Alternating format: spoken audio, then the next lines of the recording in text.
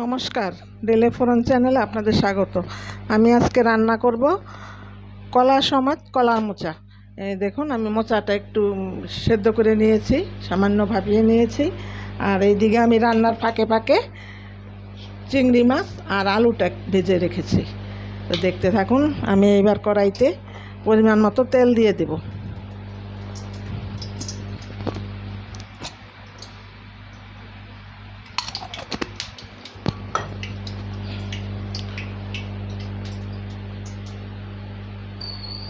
আমার তেল গরম হয়ে গেছে। আমি এইদিকে 2টা তেজপাতা আর একটা শুকনো লঙ্কা দিয়ে দিচ্ছি।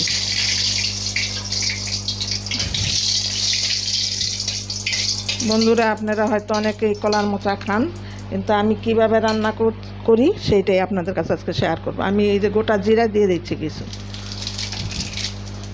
এদিকে আমি 10-12টা শুকনো লঙ্কা আর 1.5 করের মতো আদা আর 1 চামচ হলুদ আমি একসাথে রেখেছি, এটা দিয়ে দেব।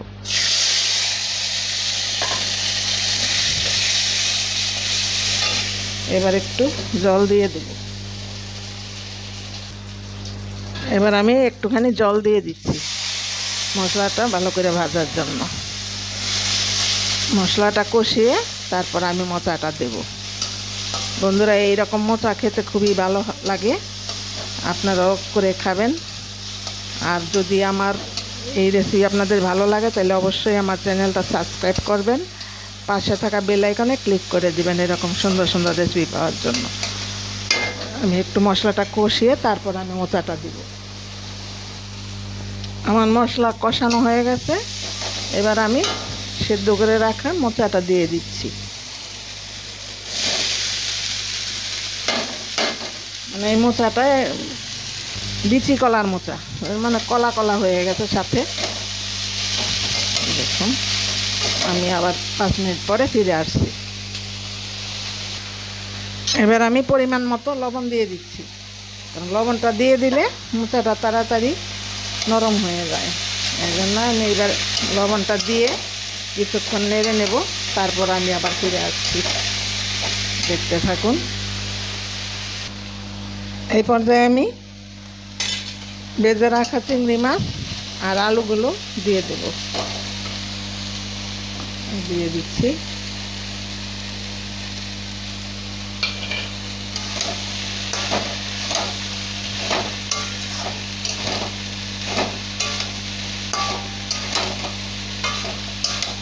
বন্ধুরা, এইভাবে একবার করে খেয়ে দেখবেন।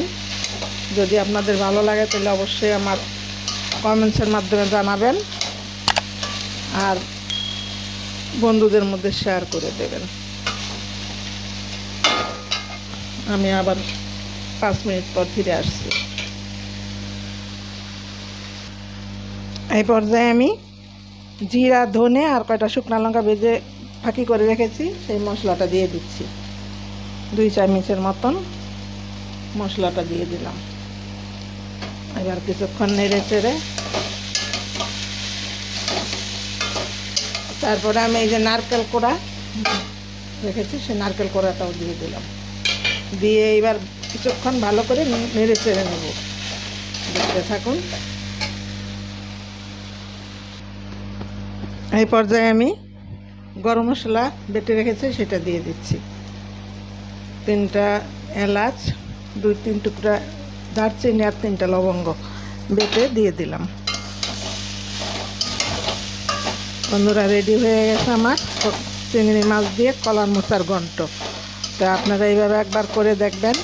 খেতে কিন্তু খুবই ভালো হয়, আর রান্না করতে তেমন একটা সমস্যা নেই, মানে মোটামুটি তাড়াতাড়ি হয়ে যায়।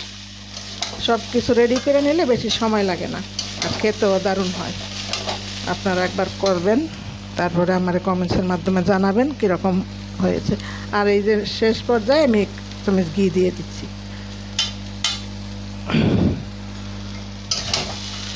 তো বন্ধুরা, আমি আবারও বলবো, আমার এই রেসিপি যদি আপনাদের ভালো লাগে তাহলে অবশ্যই আমার চ্যানেলটা সাবস্ক্রাইব করে নেবেন, পাশে থাকা বেল আইকনে ক্লিক করে দেবেন এরকম সুন্দর সুন্দর রেসিপি পাওয়ার জন্য। আর যদি বেশি ভালো লাগে তাহলে বন্ধুদের মধ্যে শেয়ার করে দেবেন। দেখা হবে বন্ধুরা তাইলে আবার কোনো নতুন রেসিপিতে। তো এই পর্যায়ে আপনারা সবাই ভালো থাকবেন, সুস্থ থাকবেন। তো আমি আবার পরে বেড়ে দেখাচ্ছি।